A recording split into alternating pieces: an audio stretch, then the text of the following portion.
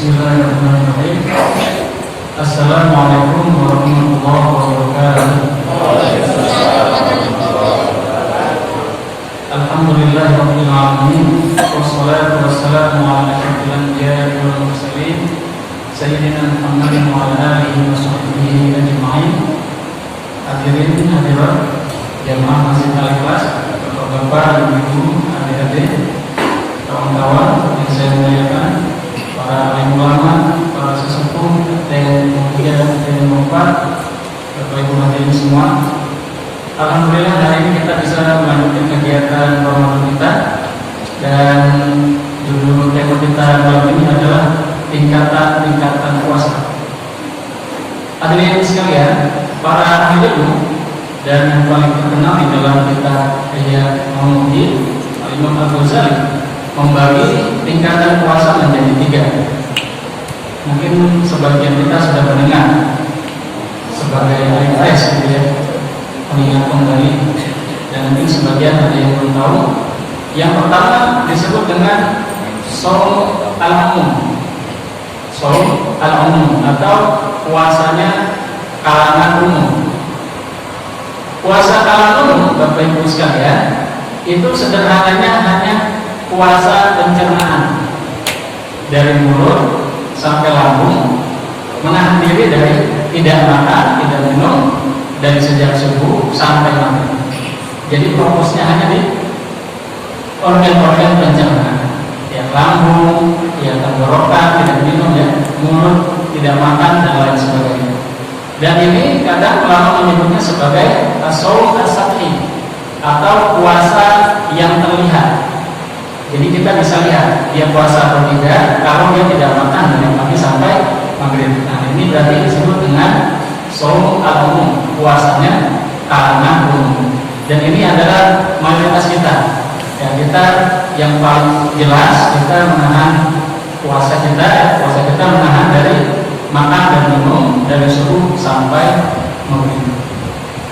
Nah, hadirin sekalian, ada tingkatan selanjutnya yang Syekh Abdul Hadi menggambarkan sebagai puasa itu seperti kita naik pesawat, Bapak Ibu sekalian.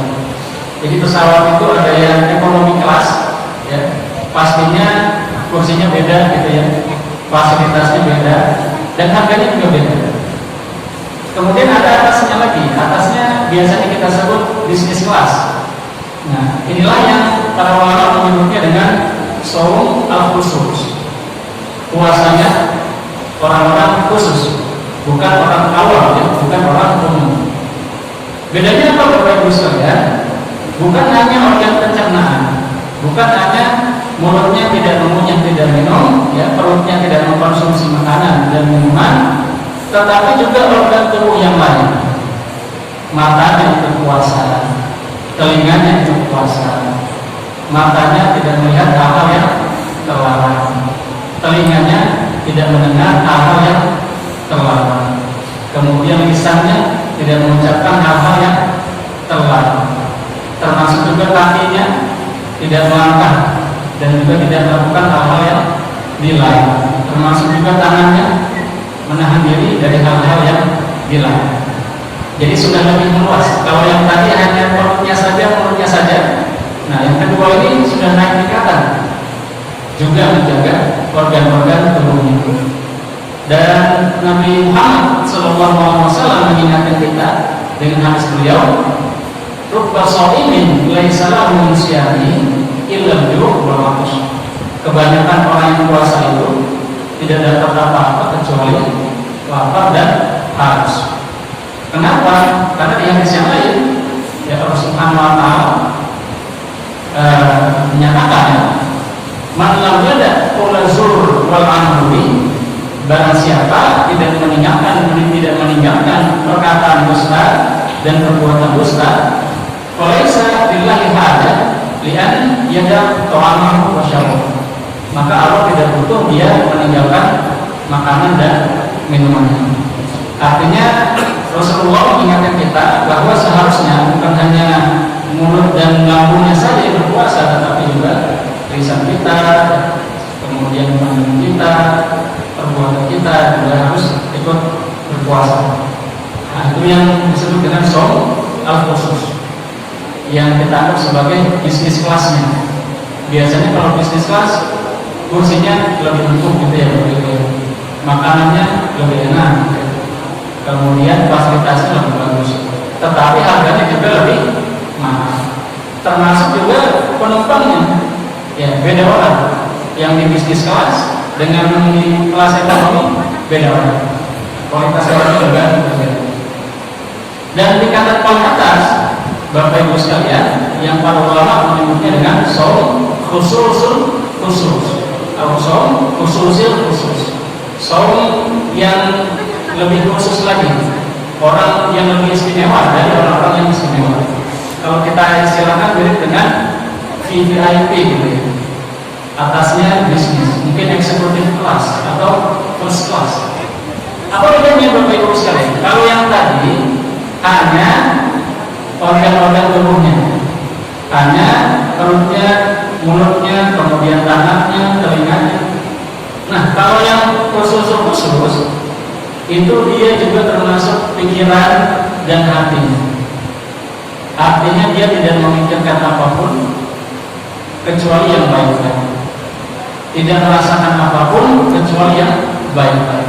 Apapun yang terlintas di pikiran dia, yang terbesit di hati dia, yang terbayang, yang dia pikirkan, yang dia harapkan, semuanya hanya tertuju kepada Allah Subhanahu wa Ta'ala. Nah, ini tingkat yang paling tinggi ini bisa kita katakan yang paling sulit Bapak Ibu sekalian. Kenapa? Karena zaman sekarang tentu saja godaannya banyak Bapak Ibu ya.